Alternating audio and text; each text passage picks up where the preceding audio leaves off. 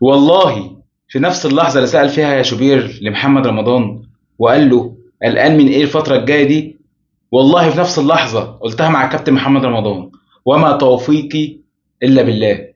مفيش توفيق بيجي إلا بعد ربنا، بعد ما بتتعب وبتجتهد. ليه الكابتن أحمد شوبير البرنامج بتاعه ناجح؟ هقول لك ليه. ليه دلوقتي هو رقم واحد ترند في السوق؟ هقول لك ليه. انت عندك قناة اعظم نادي في الكون، معاك اعلامي بل ناظر الاعلام الرياضي في الوطن العربي، معاك اكبر جمهور واكبر شعبية في الوطن العربي كله. مش عايز الاعلام، مش عايز البرنامج يبقى رقم واحد؟ الراجل في نص ساعة مع محمد رمضان حط النقط فوق الحروف. الراجل في نص ساعة نظف الاخبار اللي كانت بتطلع من بواقي الاعلام في 3 شهور اللي فاتوا، من كتر الحاجات اللي انا كاتب يعني. وبعد ما احمد شوبير من 3 شهور، بعد ما قالوا الاون بتشكر احمد شوبير، في ناس طلعت قعدت تعيط من الاعلام وظهر الحق. ودلوقتي ايه رايك؟ ظهر الحق دموع التماسيح.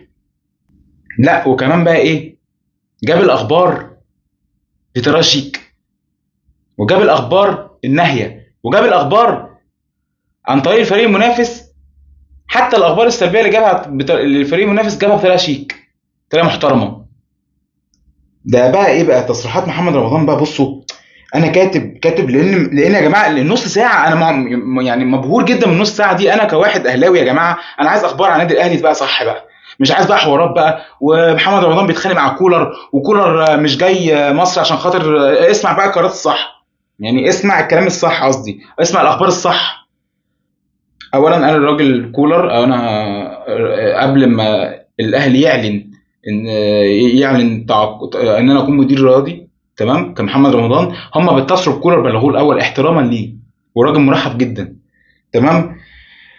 وضعه في النادي كصلاحيات مدير الرياضي وقطاع الكوره ولجنه التعاقدات واكتشاف اللاعبين، والخطيب كمان في حته معينه انت له الصلاحيات الكامله.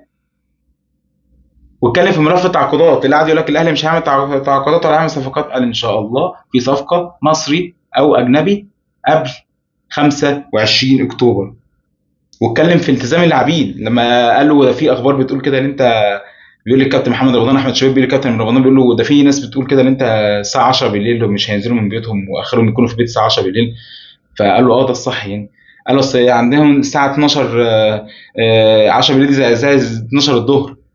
فقال له لا مفيش الكلام ده. قال له بس دي دقه قديمه يا كابتن. قال له يعني ايه دقه جديده قديمه؟ مش فاهم يعني هتفرق في ايه؟ الصح صح. الراجل كلامه بصوا عجبني النص ساعه دي عجباني قوي قوي. اه اه حكام اجانب.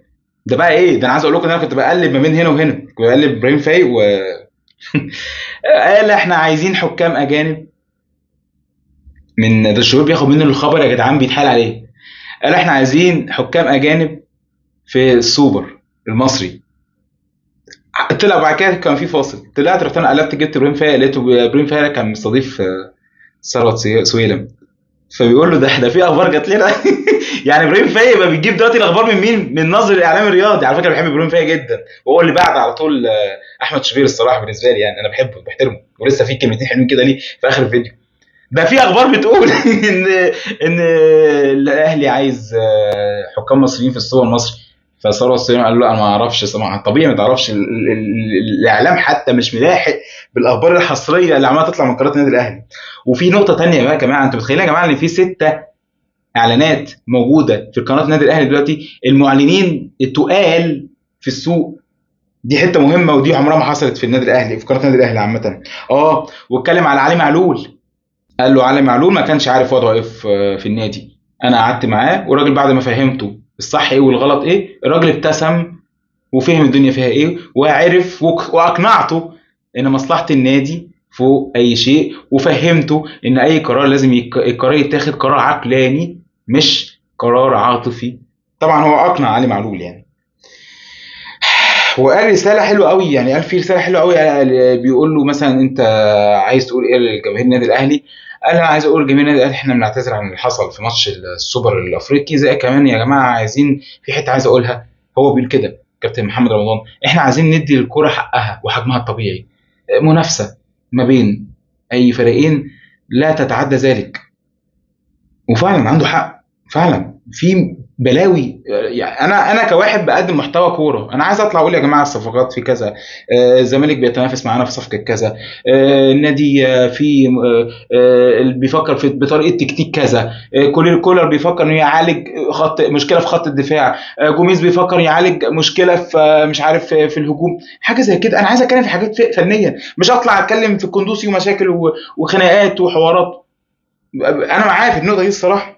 جاب وليد سليمان وكمان كلم مؤمن زكريا، وكان مؤمن زكريا صوته، انا كنت بسمع صوت مؤمن زكريا، انا كنت يعني كنت اتاثرت وعينيا كانت هتدمع.